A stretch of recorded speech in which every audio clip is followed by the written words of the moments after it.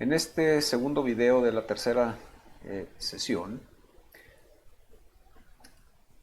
sobre descripción fenomenológica de la función renal, abordaremos el tema de los diferentes tipos de diuresis. Bien. Ahora voy a utilizar este eje de coordenadas para plantear que en las ordenadas tengo el flujo urinario, litros en 24 horas, mientras que en la abscisa tengo la excreción absoluta de solutos. Y voy a marcar en este momento dónde estarían los cambios en la concentración urinaria. Entonces, en la parte inferior tendría yo la concentración urinaria más alta y en la parte superior la concentración urinaria más baja. Muy bien. Y lo primero que nos dice esta gráfica es que existe una relación pues entre la excreción absoluta de solutos y el flujo urinario. Es una relación directa que aquí la estoy planteando como lineal, lo cual no es estrictamente cierto, pero dentro de ciertos rangos podemos considerar que es lineal. Entonces, para el caso de una orina concentrada a 1200 miliosmolal, entonces existe una relación directa entre la excreción y el flujo urinario. Lo mismo sucede si yo diluyo la orina a un valor hasta 50 miliosmolal. Sigue habiendo una relación lineal entre la excreción absoluta de solutos y el flujo urinario. Bien. Ahora, vamos a asumir que un sujeto excreta al día de manera absoluta aproximadamente 800 miliosmoles en 24 horas. Partiendo de este punto de partida, entonces es claro que el flujo urinario del sujeto cuando excreta esta cantidad de solutos sería aproximadamente de 0.67 litros si la concentración urinaria fuera de 1200 o alternativamente sería de 16 litros si la concentración urinaria fuera de 50 miliosmolal. Bien, una vez descrito esto, ahora voy a hacer otra consideración y voy a asumir que a este sujeto, en lugar de estar excretando una orina a 1200 miliosmolal, la excreta a 800 miliosmolal, una concentración más baja. Y nuevamente voy a tener un punto de partida que es que este sujeto está excretando 800 miliosmoles de solutos en 24 horas en una orina que tiene una osmolalidad de 800. De suerte entonces que si partimos de este punto, es posible que este sujeto pueda mostrar diferentes tipos de diuresis. En un primer caso, podrá estar aumentando su flujo urinario sin cambiar la excreción de solutos, porque diluye su orina. Otro caso es que aumente su flujo urinario porque aumenta la excreción de solutos y diluye su orina. Otro caso que aquí están descritos es porque aumenta su excreción de solutos sin que diluya tanto su orina. De manera entonces que las posibilidades son muchas y todas ellas se pueden dar en un individuo en las 24 horas. Bien.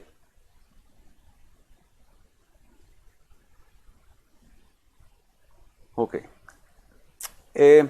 Voy a comenzar a tipificar los tipos de diuresis partiendo entonces de esta circunstancia basal con una osmolaridad de 800 y una excreción absoluta de 800 miliosmoles en 24 horas. Y entonces lo que vamos a plantear es el tipo de diuresis que se genera cuando un sujeto aumenta su flujo urinario de forma muy importante a consecuencia de que disminuya su concentración urinaria, sin que aumente la excreción de solutos. Bien, a este tipo de diuresis se le conoce como diuresis acuosa e insisto, consiste en un aumento en la diuresis a consecuencia de una disminución en la concentración urinaria sin cambio en la excreción urinaria de solutos. De manera entonces que en tanto que no cambie la excreción de solutos, si diluye su orina, eso será una diuresis acuosa.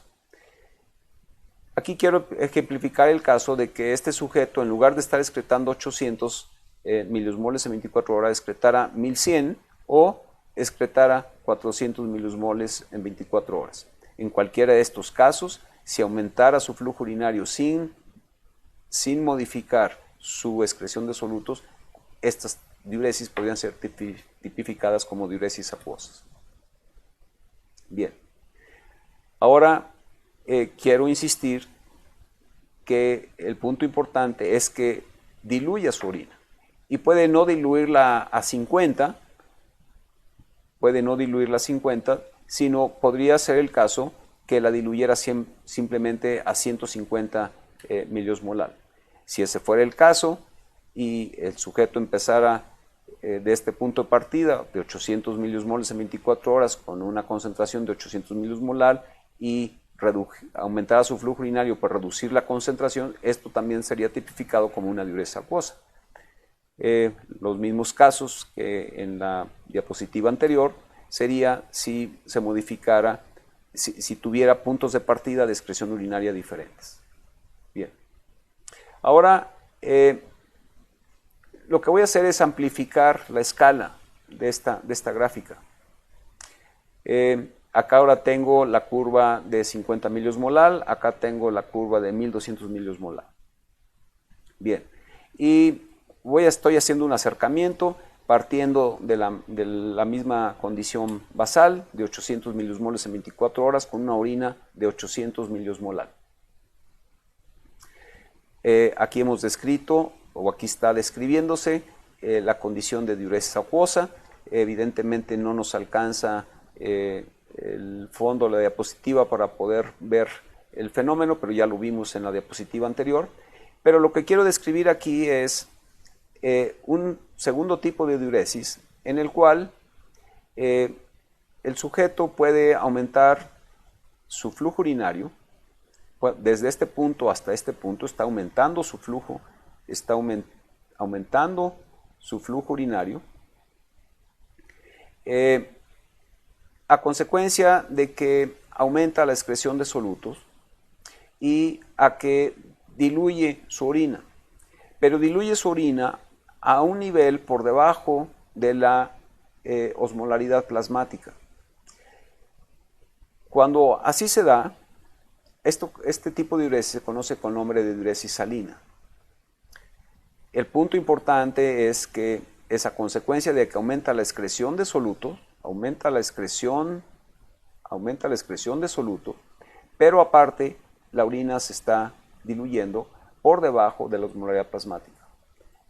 Bien, esto es una forma de diuresis osmótica y si uno regresa a la escala previa de este sistema de coordenadas,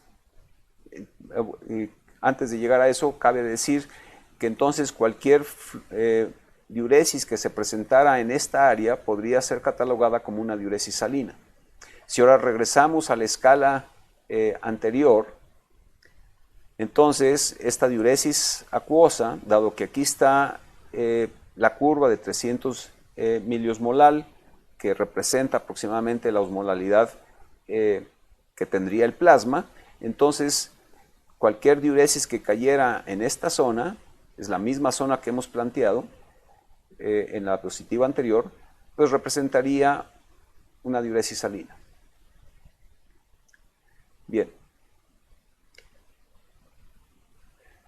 Aquí están representados 4 tipos de diuresis salinas de diferente magnitud. ¿Okay?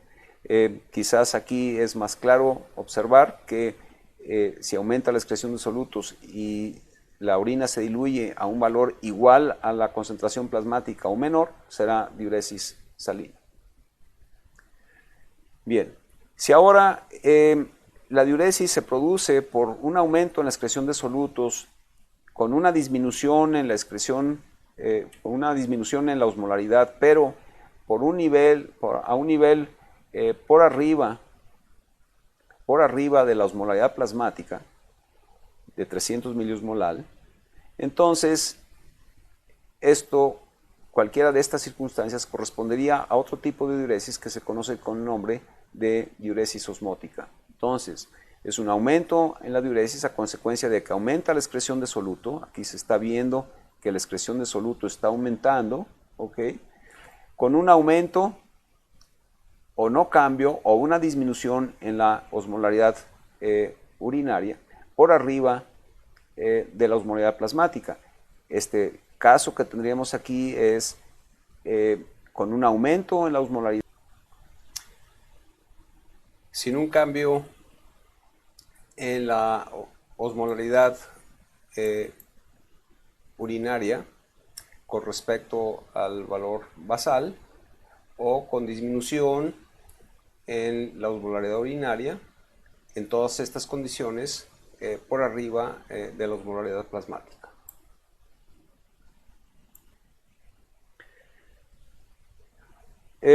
Un cuarto tipo de evento que sucede en la diuresis es lo que se conoce como antidiuresis. Antidiuresis es el no cambio o la disminución en la diuresis a consecuencia de que aumenta la concentración de solutos, sin importar si aumenta o disminuye la excreción de solutos. De manera entonces que cualquier cambio de diuresis en esta área, que estaría representando el no cambio en la diuresis con aumento en la concentración urinaria, podría estar representando entonces lo que se conoce como una condición de antidiuresis. No importa si aumenta la excreción de solutos o disminuye la excreción de solutos, partiendo de esta condición basal. Bien. Ok, se conoce con el nombre de oliguria a toda aquella diuresis que está entre 100 y 400 mililitros en 24 horas. La condición de oliguria es una condición clínica que debe llamar nuestra atención. Ningún paciente debe estar en condiciones de oliguria. Y finalmente, el último tipo de diuresis es una diuresis que pues, realmente no es diuresis, que se conoce con nombre de anuria.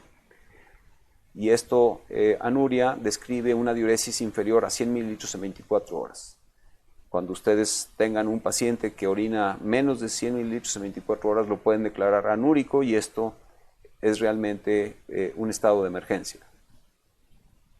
De manera que este cuadro sintetiza los tipos de diuresis que hemos descrito en las diapositivas previas, y que espero les sirva para hacer una síntesis de toda esta información.